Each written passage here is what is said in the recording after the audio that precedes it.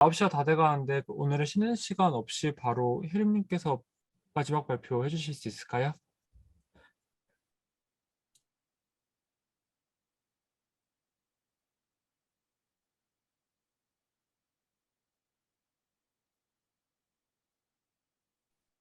잠시만요. 네. 보이시나요?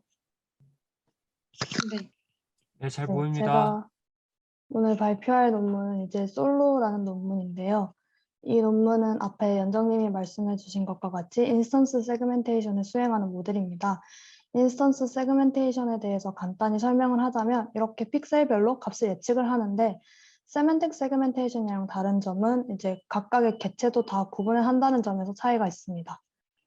그래서 기존의 인스턴스 세그멘테이션 연구는 크게 두 가지 흐름으로 나눌 수 있는데요. 우선 첫 번째는 탑 바튼 방법이라고 해서 먼저 디텍트하고 그 다음에 세그멘트를 하는 방식입니다. 이제 마스크알 CNN이 거기에 해당하는데 왜냐하면 ROI를 먼저 뽑고 그 다음에 마스킹을 예측을 하잖아요. 그러다 보니까 이제 비박스를 통해서 개체 찾고 픽셀별로 프레딕트를 하는 방법입니다. 그 다음에 두 번째 방식은 바텀업인데 이거는 쉽게 말을 하자면 1번 픽셀과 2번 픽셀들 값 사이의 차이가 얼마가 나는지 보고 이거를 통해서 그룹핑을 하거나 아니면 풀링을 통해서 세그멘트를 하는 방법이라고 합니다. 하지만 이 기존에 있는 두 가지 방법 모두 스텝와이즈하고 인다이렉트하다는 단점이 있고요.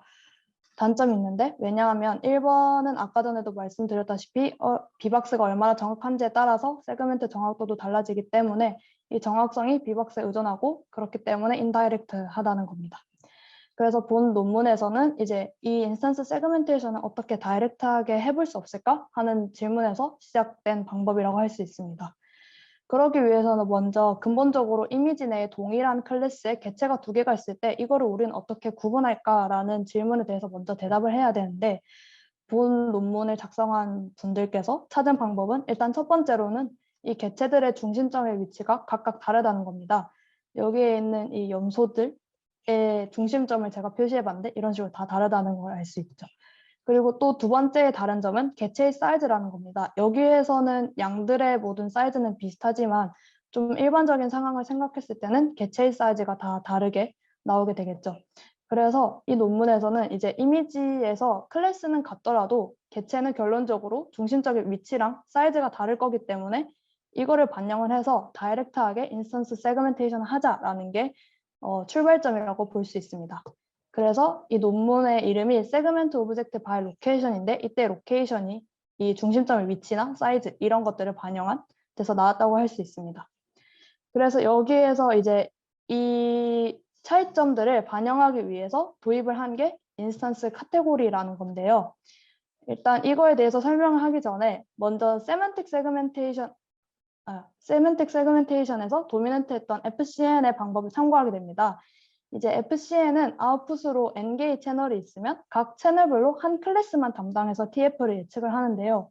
이거를 그냥 제가 심심해서 그림으로 그려봤는데 만약에 염소다 하면은 이 염소만 탐지를 하고 나머지는 다 F라고 하게 됩니다. 그 다음에 만약에 도구를 위한 채널이 있으면 도구만 탐지하고 나머지는 그냥 다 F라고 이렇게 탐지를 하게 되겠죠. 그래서 FCN 같은 경우에는 채널 하나가 클래스 하나만을 이제 TF로 예측을 한다라는 게 특징인데요.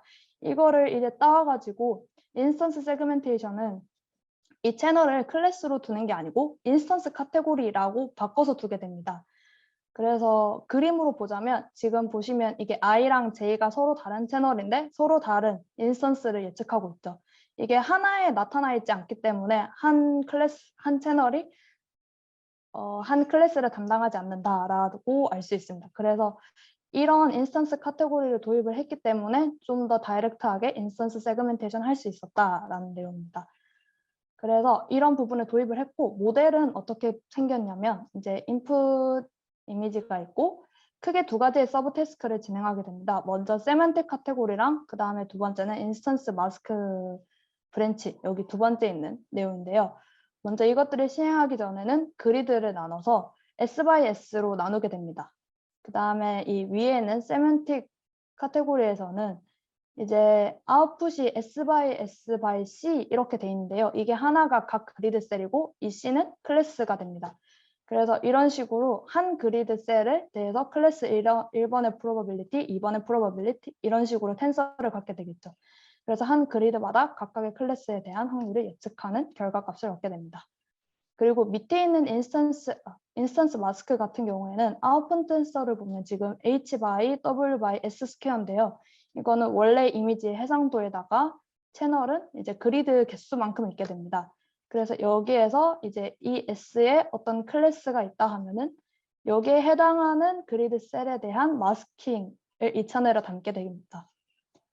근데 이때 여기 보면 이게 지금 K번째 채널이라고 하면 이 K번째 채널은 원래 있는 인풋 이미지에서 이제 I랑 그러니까 X좌표랑 이 그리드 셀의 크기 곱아주고 그 다음에 J를 더함으로써 이제 K번째 채널을 알게 될 수 있습니다.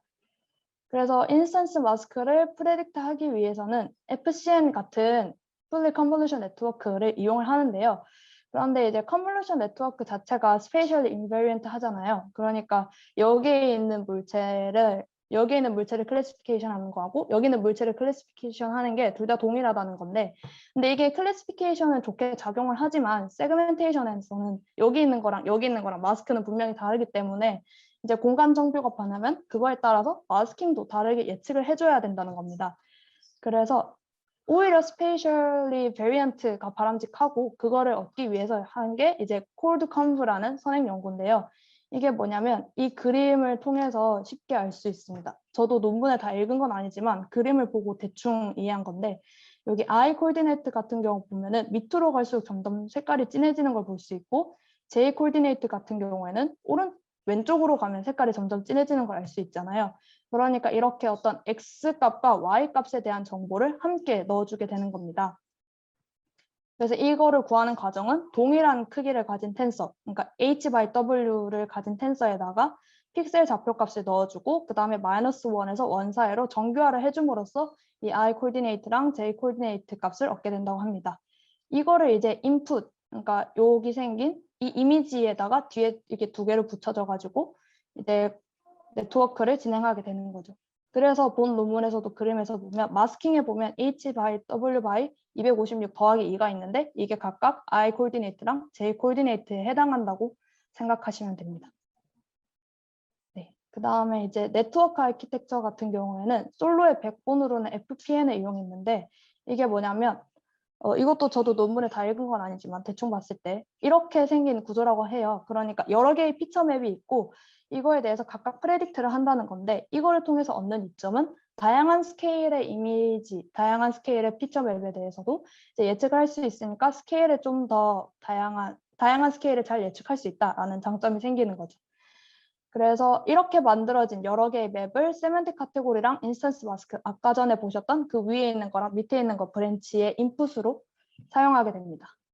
그러니까 지금까지 얘기를 정리해 보자면 이 솔로라는 거는 인스턴스를 구분하는 핵심이 중심적 좌표가 다르고 이미지 사이즈가 다른 거라고 생각을 했기 때문에 이거를 반영하기 위해서 먼저 좌표의 값을 반영하기 위해서는 인스턴스 카테고리를 도입을 했고 그다음에 사이즈가 다른 거를 다루기 위해서는 FPN의 백분으로 이용했다라고 저는 여기까지를 이렇게 이해했습니다.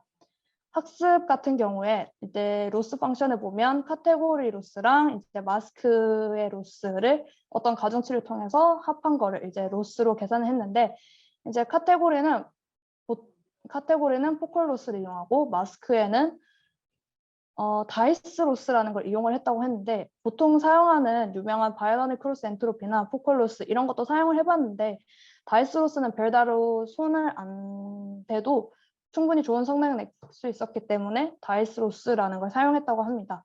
수식은 이런데 관심 있으시면 한번 찾아보시길 바랍니다.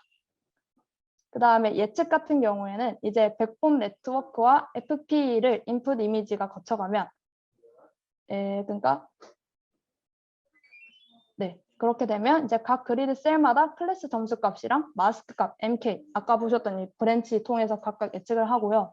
그 다음에는 제일 낮은 0.1 인격값 두고 예측을 좀 괜찮은 걸로만 걸은 다음에 이제 상위 50개만 뽑아서 NMS를 거칩니다. 그리고 마지막 0.5 인격값으로 최종 예측만 남기게 되는데요.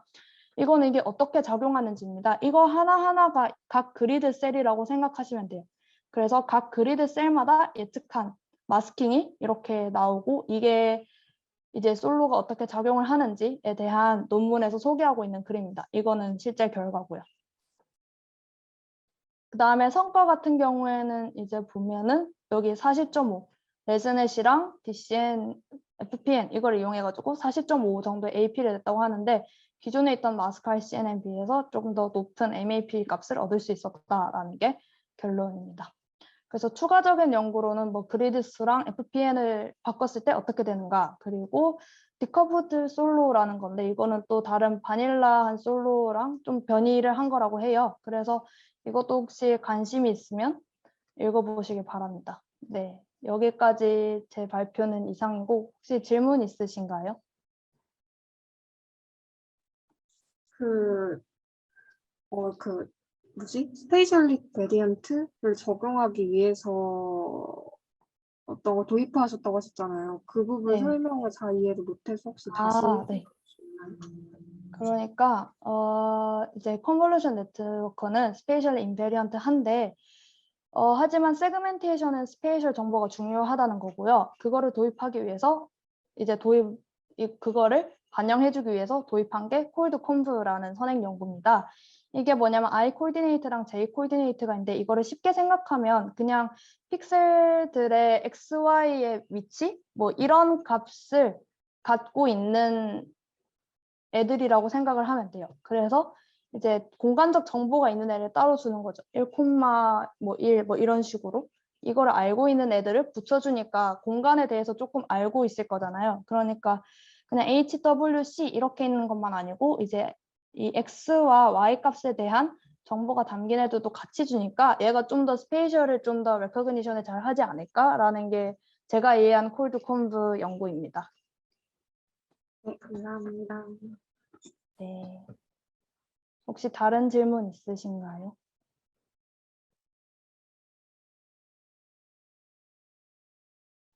네, 없으면 발표 마치도록 하겠습니다.